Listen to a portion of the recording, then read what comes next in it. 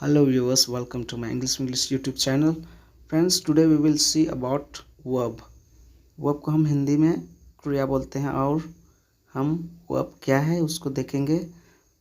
तो जनरली अगर verb को देखा जाए तो verb वैसे एक्शन वर्ड्स को बोला जाता है जो कोई काम को या फिर कोई एक्शन को डिनोट करता है, उसे ही हम क्या बोलेंगे, वर्ब। वर्ब दैट मीन्स जितना भी हम जो काम करते हैं, एक्शन करते हैं, जैसे खाना पीना, सोना, पढ़ना, लिखना, ये सभी क्या है, ये सब वर्ब्स ही हैं।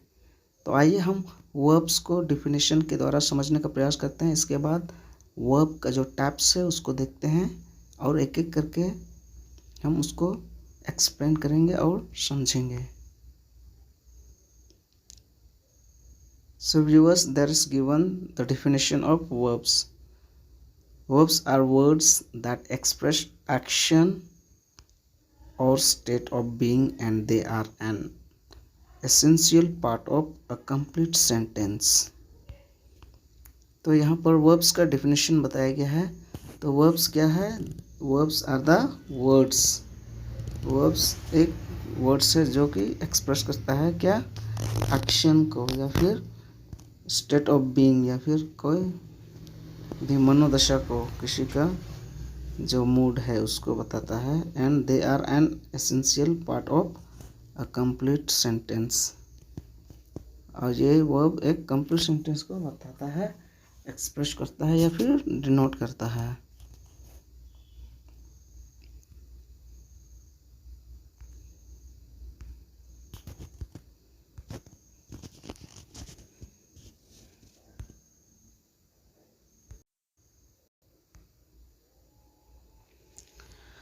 Dear viewers, we will see here types of verb.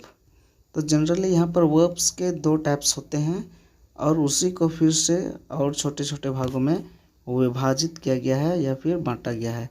तो इनका जो mainly two types of verbs है, जो कि पहला है lexical verbs and axillary verbs.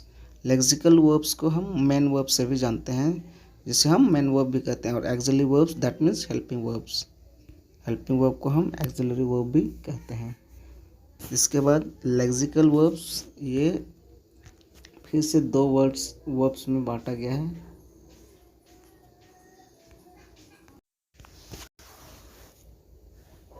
Action verbs and linking verbs. Action verbs को फिर से दो भाग में बांटा गया है, transitive verbs and intransitive verbs. दूसरी ओर हम देखते हैं हेल्पिंग वर्ब्स, जिसको हम एक्सिलरी वर्ब भी कहते हैं। उसको दो वर्ब्स में बांटा गया है, model axillary verbs and non model axillary verbs.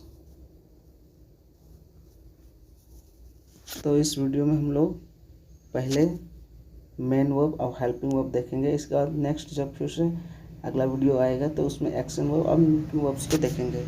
तो आइए अब हम लोग मेन वर्ब्स और हेल्पिंग वर्ब्स को वन बाय वन देखते हैं और उसको डिटेल में एक्सप्लेनेशन समझने का प्रयास करते हैं।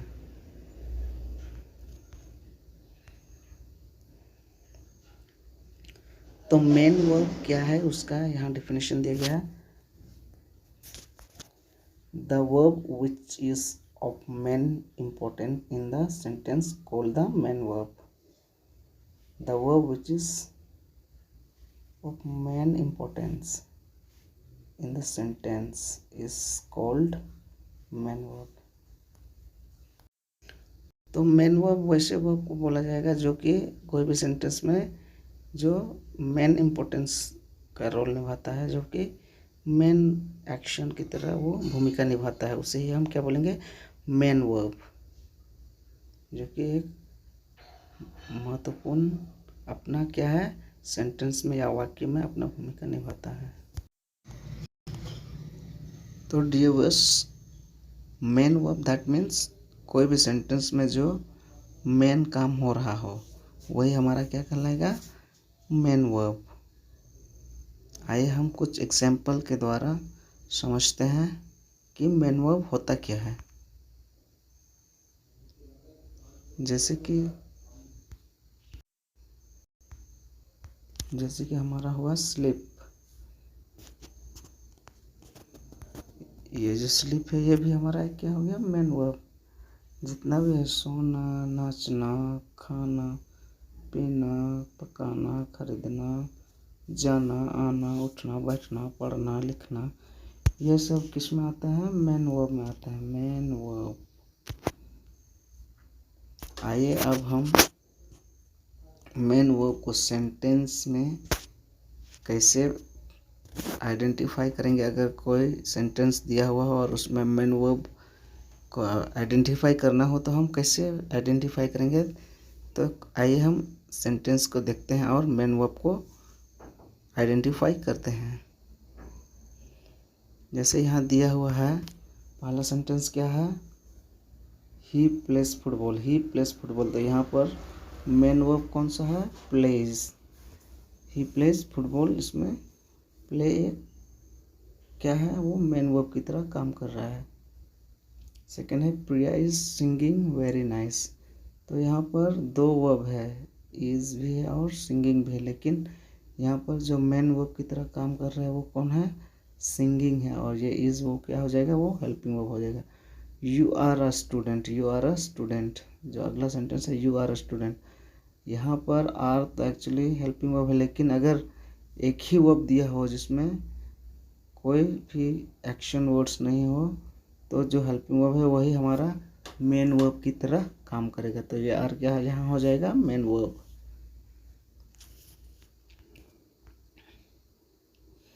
आइए अब हम देखते हैं हेल्पिंग वर्ब, जिसे हम एक्सिलरी वर्ब भी कहते हैं। तो सबसे पहले एक्सिलरी वर्ब क्या है? Helping verb. Helping verb that means कोई भी सेंटेंस बनाने के लिए वो मेन वर्ब को हेल्प करता है, मदद करता है, वही हमारा क्या कहलाएगा? Helping verb. तो इसमें डिफिनेशन दिया हुआ है, डिफिनेशन के द्वारा इसको समझते हैं। The verb which helps the main verb to forms tenses, voice और mood is called helping verb और एन एक्सिलरी वर्ब। तो जो हेल्पिंग वर्ब है वो किसको हेल्प करता है? मेन वर्ब को, कोई भी टेंस को फॉर्म करने में। हमारा हेल्पिंग वर्ब के अनुसार ही हमारा टेंस फॉर्म होता है, या फिर वॉइस को हम जब चेंज करते हैं डायरेक्ट इनडायरेक्ट वॉइस में, तो वो हमारा हेल्पिंग वर्ब वहाँ पर यूज़ होता है। और या फिर मूड को, कोई भी मनोदशा को, मन का दशा जो मन स्थिति है उसको क्या करता है? डिनोट करने के लिए जो हेल्पिंग वर्ब है उसको यूज़ किया जाता है, वही हमारा क्या है? हेल्पिंग वर्ब, या फिर इसको क्या कहते हैं? एक्सिलरी वर्ब भी कहते हैं। यहाँ पर हेल्पिंग वर्ब कुछ दिए हुए हैं, जैसे कि हमारा क्या है? टू बी में हमारा टू बी के अंतर्गत क्या क्या आता है? Am, is, are, was, were, being, been, will be, ये सभी हमारा टू बी के अंतर्गत क्या आएंगे? Helping verb. इसी प्रकार से टू हैव में हमारा क्या क्या आ रहा है? टू हैव में हमारा हैज़, हैव, हैड, हैविंग या विल हैव हमारा इसमें यूज़ होगा। ये सभी क्या है? Helping verb. उसी टू डू हमारा तीसरा है, टू डू, उसमें do, does, do, did, will do, ये सभी हेल्पिंग वर्ब यूज़ होंगे। आइए अब हम इन सब हेल्पिंग वर्ब को सेंटेंस में यूज़ करते हैं, ये आखिर कैसे काम करते हैं कोई भी सेंटेंस फ्रेम करने के लिए। तो यहाँ दिया हुआ है, जैसे कि he is speaking English, he is speaking English. यहाँ पर जो सेंटेंस है इज़, ये क्या है? हेल्पिंग वर्ब की तरह काम कर रहा है। स्पीकिंग ये हमारा क्या है? Main verb.